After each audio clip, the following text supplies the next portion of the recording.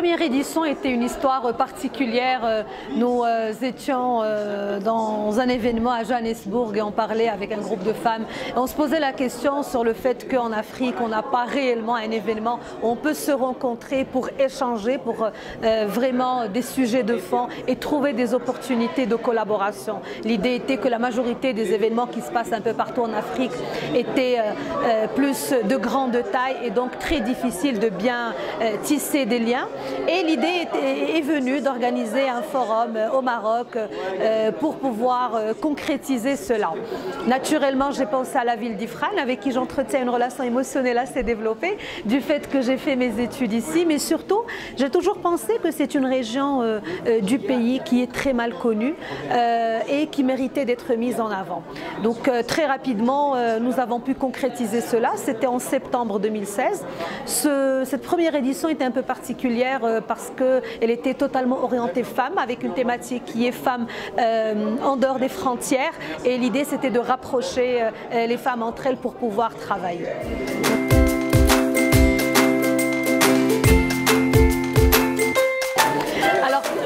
Considérer qu'on tourne autour des mêmes thématiques, quoique mon avis réel serait non. En fait, nous sommes en train de faire de la construction et chaque thématique, chaque année, vient avec une thématique qui est un peu plus poussée que la précédente. La première année, c'était que les femmes, donc c'était femmes au-delà des frontières et donc l'idée était de ramener les femmes à comprendre, les femmes entrepreneurs et chefs d'entreprise, à casser ce plafond de verre qui les laisse confiner dans parfois une activité ou une zone géographique et leur montrer qu'elles peuvent se mettre ensemble, qu'elles peuvent s'exporter et s'internationaliser, quel que soit le secteur d'activité.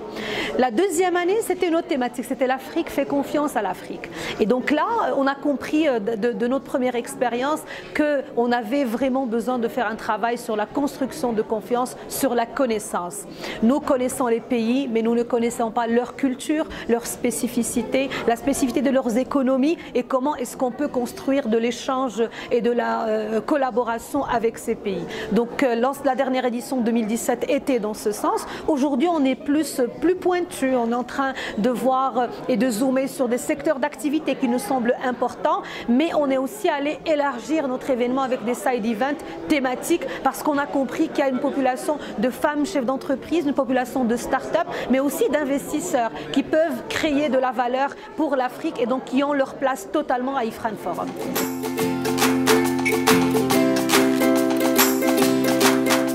L'objectif principal, premier, est de pouvoir donner vie à la déclaration d'Ifrane qui a clôturé les travaux de l'édition précédente. En effet, fin 2017, l'édition 2017, nous sommes sortis avec une déclaration qui regroupe en 7 points les priorités sur lesquelles Ifrane Forum, porté par l'association iAfrica, devrait travailler.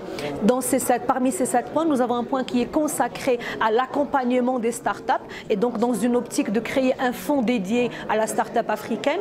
Un autre point qui est dédié justement à aller dans le sens du développement de l'activité des femmes, mais surtout de l'impact et la contribution des femmes dans l'économie africaine. Notre side event aujourd'hui ne parle pas des droits des femmes, ne parle pas de la situation de la femme en Afrique, mais parle surtout de la contribution des femmes dans l'économie africaine et comment nous pouvons mesurer cela pour pouvoir l'utiliser comme argument pour changer les paradigmes et agir sur l'image qui reste très traditionnelle et dépassée des femmes africaines. Et puis, les investisseurs aussi, nous nous sommes engagés à trouver des leviers de financement pour les projets en Afrique. En Afrique, les IDE sont un réel levier et donc c'est pour ça qu'aujourd'hui nous avons des investisseurs américains qui sont là. Nous allons assister pendant la clôture à la signature de MOU avec des porteurs de projets de l'État ou du privé.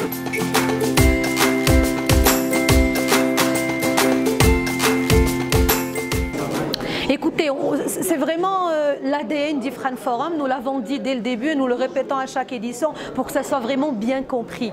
Il y a des éléments qui tournent autour d'Ifrane Forum qui sont d'abord que nous sommes un forum d'action et pas un forum de parole ou de promesses. Et c'est vraiment ça l'idée. Être dans l'action nécessite un certain nombre de choses, dont la nature des thématiques qu'on aborde, mais surtout les speakers, les intervenants qui viennent pour parler de ces thématiques. Nous mettons un point d'honneur aimera avoir autour de la table pour chaque panel des personnes qui sont sur le terrain, qui sont dans l'entreprise et qui ont un historique à partager, qui ont une expérience à partir de laquelle ils vont venir avec des challenges, mais aussi avec des pistes de solutions parce qu'ils ont un vécu à raconter. L'idée vraiment est que tous les participants sortent avec non seulement un apprentissage, mais avant de partir, ils doivent avoir déjà identifié des pistes de coopération qu'ils peuvent actionner à n'importe quel moment à partir d'Ifran Forum.